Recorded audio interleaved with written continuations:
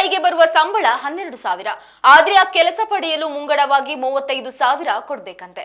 ಪಶ್ಚಿಮ ಘಟ್ಟದ ತಪ್ಪಲಿನಲ್ಲಿ ಕೂಲಿನಾಲಿ ಮಾಡಿಕೊಂಡು ಉದ್ಯೋಗದ ನಿರೀಕ್ಷೆಯಲ್ಲಿ ಕಾದಿರುವ ಬಡ ಕುಟುಂಬಗಳ ಯುವಕರ ಪಾಲಿಗೆ ಇದು ಉದ್ಯೋಗದ ಅವಕಾಶವೋ ಹಣದ ಬೇಡಿಕೆ ಬಲೆ ಎಂಬ ಪ್ರಶ್ನೆ ಇದೀಗ ಕೇಳಿ ಬಂದಿದೆ.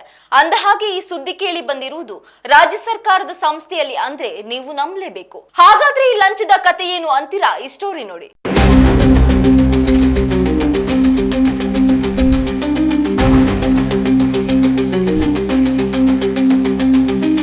ಹೌದು, ಹೊಸಂಗಡಿಯ ಕರ್ನಾಟಕ ಪವರ್ ಕಾರ್ಪೊರೇಷನ್ ಲಿಮಿಟೆಡ್ ಸಂಸ್ಥೆಯಲ್ಲಿ ಹೊರಗುತ್ತಿಗೆ ನೌಕರರ ನೇಮಕಾತಿ ವಿಚಾರದಲ್ಲಿ ಇಂತಹ ಗಂಭೀರ ಆರೋಪಗಳು ಕೇಳಿಬಂದಿದ್ದು, ಸಾಮಾಜಿಕ ಜಾಲತಾಣದಲ್ಲಿ ಹರಿದಾಡುತ್ತಿರುವ ಆಡಿಯೋ ಸಂಭಾಷಣೆ ಹಾಗೂ ಗೂಗಲ್ ಪೇ ಮೂಲಕ ಹಣ ವರ್ಗಾವಣೆ ಮಾಡಿರುವುದಾಗಿ ಹೇಳಲಾದ ಸ್ಕ್ರೀನ್ಶಾಟ್ಗಳು ಪ್ರಕರಣಕ್ಕೆ ಮತ್ತಷ್ಟು ಕುತೂಹಲ ಮೂಡಿಸಿವೆ.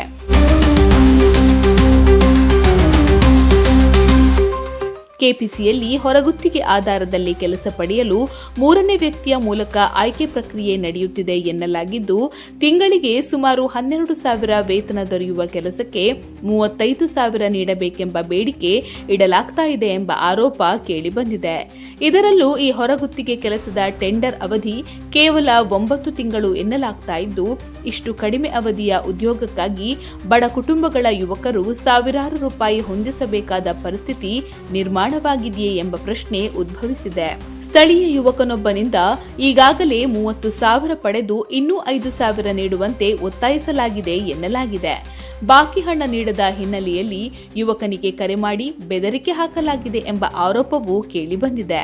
ಈ ಸಂಬಂಧ ಯುವಕ ಮತ್ತು ಕೆಪಿಸಿ ಸಂಸ್ಥೆಗೆ ಸಂಬಂಧಿಸಿದ ಮೂರನೇ ವ್ಯಕ್ತಿಯ ನಡುವಿನ ಸಂಭಾಷಣೆಯ ಆಡಿಯೋ ಸಾಮಾಜಿಕ ಜಾಲತಾಣದಲ್ಲಿ ಹರಿದಾಡ್ತಾ ಇದ್ದು, ಹಣದ ಬೇಡಿಕೆ ಕುರಿತ ಮಾತುಕತೆಗಳು ಸಾರ್ವಜನಿಕ ವಲಯದಲ್ಲಿ ಚರ್ಚೆಗೆ ಗ್ರಾಸವಾಗಿದೆ.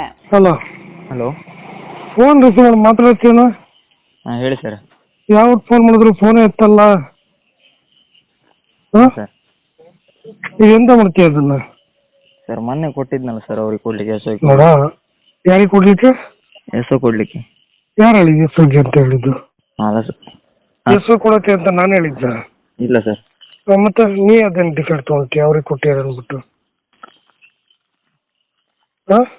ಹಾಂ ಸರ್, ನಂದು ಇಲ್ಲಿ ಎಸೋ ಯಾವನಲ್ಲ ಈ ಕೆಲ್ಸಕ್ಕೆ ತಗೊಳಕ್ಕೆ? ಹಾಂ ನಾವು ಮಾತಾಡೋದು ಬೇರೆ ಕಡೆಯಿಂದ ಮಾತ್ರ ಡೀಲ್ ಮಾಡಿಸ್ತಾ ಇರೋದು. ಹಾಂ ಸರ್. ಮತ್ತೆ ನೀ ಏನು ಟಿಕೆಟ್ ತಗೊಂಡೆ ಅವರು ಅಂದ್ಬಿಟ್ಟು?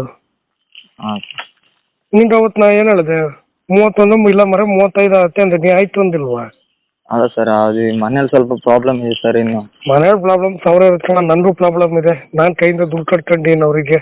ಹಾಂ ಸರ್. ನಮ್ಗೆ ಅರ್ಕೆನ ಈ ನನ್ನ ಮನೆ ಹೇಳ್ದ ಅಂದ್ಬಿಟ್ಟು ನಾವು ಪುಕ್ಷಟೆ ಮಾಡ್ಕೊಟ್ಟು ನಮ್ಗೆ 5,000 ಬ್ಲೇಡ್ ಹಾಕ್ತಿದ್ಯಲ್ಲ. ನಾನು 5,000 ಹಾಕಕ್ಕೆ ನೀನು ಅಣ್ಣ ತಮ್ಮನ್ನ? ಹಾಂ ಸರ್, ಅವ್ರು 31 ಇದ್ರು 30 ಕೊಟ್ಟಿದ್ದೀನಿ ಸರ್. ಹಾಂ, ಅವ್ರು 31 ಇದ್ರು 30 ಕೊಟ್ಟಿದ್ದೀನಿ. ನಾನು ನಿನ್ನ ಹತ್ರ ಮಾತಾಡಿಲ್ವಾ ಅವತ್ತು ಹಿಂದಿನ ದಿನ? ಏನಂದೆ? 35 ಆಯ್ತು ಅಂದಿಲ್ವಾ?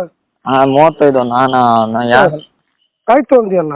ಹಾಂ ಸರ್, ಈಗ ಅಡ್ಜಸ್ಟ್ ಆಗಿ 7 ದಿನ ಇರ್ಬೇಕಾದ್ರೆ ಹೇಳಿ ಸರ್, ಅಡ್ಜಸ್ಟ್ ಆಗಲಿಲ್ಲ. ಆಯ್ತು, ನೀ ಆಯ್ತು ಅಂದೆ ತಾನೆ? ಹಾಂ ಸರ್. ಮತ್ತೆ ಈಗ ನೋಡೋದು 37 30 ಅಂತೀಯಲ್ಲ ಈಗ? ಹಾಂ ಹಾಂ, ಅದು ನಾನು ಅಷ್ಟೇ ಅಡ್ಜಸ್ಟ್ ಮಾಡಿದ್ದು ಸರ್, ಅದಕ್ಕೆ ಅಷ್ಟು ಕೊಟ್ಟೆ. ಆಯ್ತು, ಈಗ ಯಾರು ಕೊಡು? ಈಗ ಇಷ್ಟು ದಿನ ಆಯ್ತಲ್ಲ, ಈಗ ನಾಟಕ ಮಾಡ್ತಾ ಇದೆಯಾ ಏನಂತ ತಿಳ್ಕೊಂಡಿದ್ಯಾ ನೀನು? ಅಲ್ಲ, ಹಾಂ ಸರ್. ಏನಂತ ತಿಳ್ಕೊಂಡಿದ್ಯಾ? ಎಲ್ಲಿದ್ಯಾ ನೀನೀಗ? ನಾನು ಜೊತೆ ಯಾರಿದಾರಲ್ಲ? ಯಾರಿಲ್ಲ ಸರ್. ನೋಡೋ, ಕೆಲಸ ಕೊಡ್ಸಕ್ಕೂ ಗೊತ್ತು, ತೆಗಿಯಕ್ಕೂ ಗೊತ್ತಿದೆ. ಕೊಡಿಸ್ತವನಿಗೆ ಕೆಲಸ ತೆಗಿಯಕ್ಕೆ ಕಷ್ಟ ಏನಿಲ್ಲ, ಆಯ್ತಾ? ಹಾಂ ಹಾಂ, ಹಾಂ.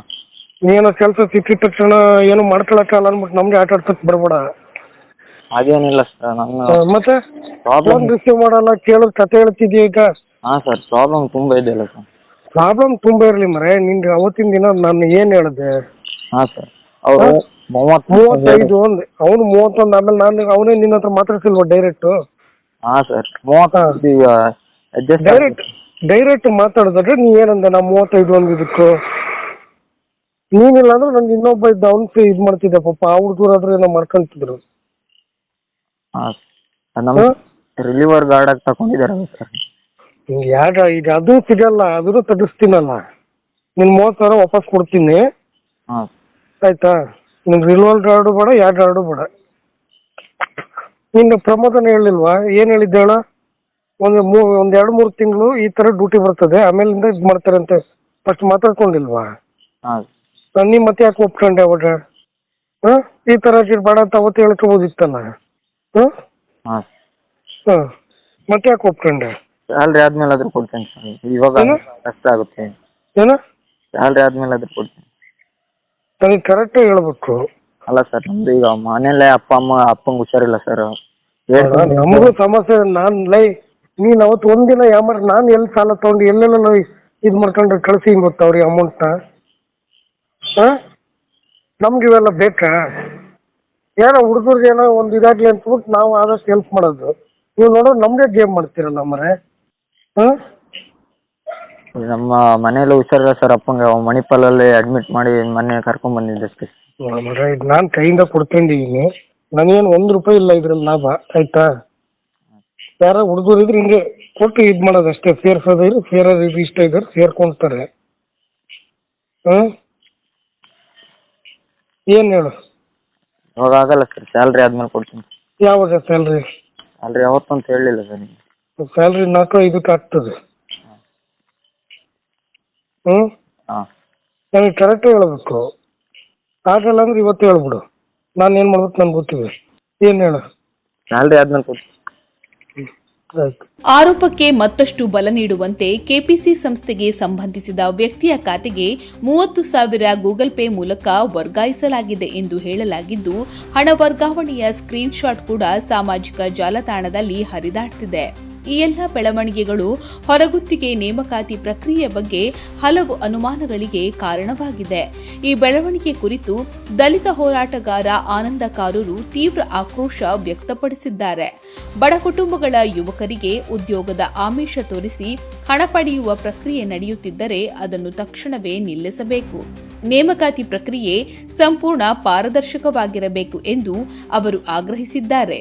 ಪ್ರಕರಣದ ಕುರಿತು ಮಾಹಿತಿ ಸಂಗ್ರಹಿಸಲು ಹಾಗೂ ವರದಿ ಮಾಡಲು ತೆರಳಿದ ಸಂದರ್ಭ ಕೆಪಿಸಿ ಸಂಸ್ಥೆಯ ಭದ್ರತಾ ಸಿಬ್ಬಂದಿಯಿಂದ ಬೆದರಿಕೆ ಹಾಕಲಾಗಿದೆ ಎಂಬ ಆರೋಪವೂ ಕೇಳಿಬಂದಿದೆ. ಮತ್ತೊಂದೆಡೆ ಸುದ್ದಿ ಪ್ರಸಾರ ಮಾಡದಂತೆ ಒತ್ತಡ ಹೇರಲು ಕೆಪಿಸಿ ಸಿಬ್ಬಂದಿ ಪೊಲೀಸ್ ಠಾಣೆಯ ಮೆಟ್ಟಿಲೇರಿದ್ದಾರೆ ಎನ್ನಲಾಗಿದೆ. ಉದ್ಯೋಗಕ್ಕಾಗಿ ಅರ್ಜಿ ಸಲ್ಲಿಸುವ ಯುವಕರಿಂದ ಹಣ ಪಡೆಯಲಾಗುತ್ತಿದೆಯೇ? ಹಣ ಪಡೆದಿದ್ದರೆ ಯಾರ ಖಾತೆಗೆ ಹೋಗಿದೆ? ಮೂರನೇ ವ್ಯಕ್ತಿಯ ಪಾತ್ರವೇನು? ನೇಮಕಾತಿ ಪ್ರಕ್ರಿಯೆಯಲ್ಲಿ ಕೆಪಿಸಿ ಅಧಿಕಾರಿಗಳ ಪಾತ್ರವೇನು ಎಂಬ ಪ್ರಶ್ನೆಗಳಿಗೆ ಸಂಸ್ಥೆ ಉತ್ತರ ನೀಡಬೇಕಾಗಿದೆ.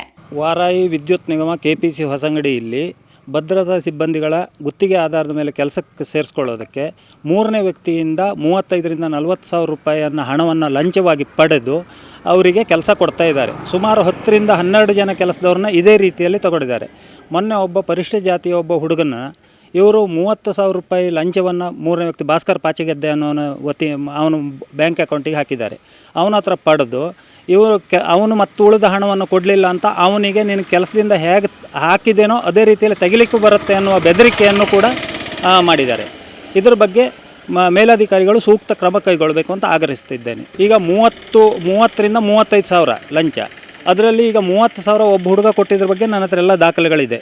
ಅವನು ಮಾತಾಡಿದ್ದು, ಅವನು ಬೆದರಿಕೆ ಹಾಕಿದ್ದು ಎಲ್ಲ ವಾಯ್ಸ್ ರೆಕಾರ್ಡುಗಳು ಇದೆ ನನ್ನ ಹತ್ರ. ಭಾಸ್ಕರ್ ಪಾಚಿಗದ್ದೆ ಅಂತ ಇಲ್ಲಿ ಅವ ಕೆಪಿಸಿ ಒಳಗಡೆ ಗುತ್ತಿಗೆ ಆಧಾರದ ಡ್ರೈವರ್, ಮತ್ತು ಅವನದೇ ಆದ ಒಂದು ಬಸ್ ಇದೆ ಅನ್ನೋದು ಮಾಹಿತಿ, ಅದು ಸರಿಯಾದ ಮಾಹಿತಿ, ಖಚಿತ ಮಾಹಿತಿ ಇಲ್ಲ. ಅವನೊಂದು ಬಸ್ ಇದೆಯಂತೆ. ಅವನಿಂದ ಇದನ್ನು ಈಗ SOಗೆ ಭದ್ರತಾ ಅಧಿಕಾರಿಗೆ ಆ ಹಣ ಹೋಗುತ್ತೆ ಅನ್ನೋದು ನನ್ನ ಆರೋಪ. ಯಾಕೆಂದರೆ ಭದ್ರತಾ ಅಧಿಕಾರಿಗೆ ಹಣ ಹೋಗದೇ ಇದ್ದರೆ ಅವನು ಹಣ ತಗೊಂಡವನಿಗೆ ಇಲ್ಲಿ ಹೇಗೆ ಕೆಲಸ ಸಿಗುತ್ತೆ? ಇಲ್ಲ ಅವನಿಗೆ ಕೆಲಸ ಸಿಗುತ್ತೆ ಅಂತಂದರೆ ಈ ಭದ್ರತಾ ಅಧಿಕಾರಿಗೆ ಹಣ ಹೋಗುತ್ತೆ. ಅದೇ ಯಾರೋ ಒಬ್ಬ ಬಡಪಾಯಿಗಳು ನನಗೆ ಕೆಲಸ ಬೇಕು ಅಂತ ಇಲ್ಲಿ ಬಂದಾಗ ಕೆಲಸವನ್ನು ಯಾವುದೇ ಕಾರಣಕ್ಕೆ ಅವರು ಸಿಗೋದಿಲ್ಲ.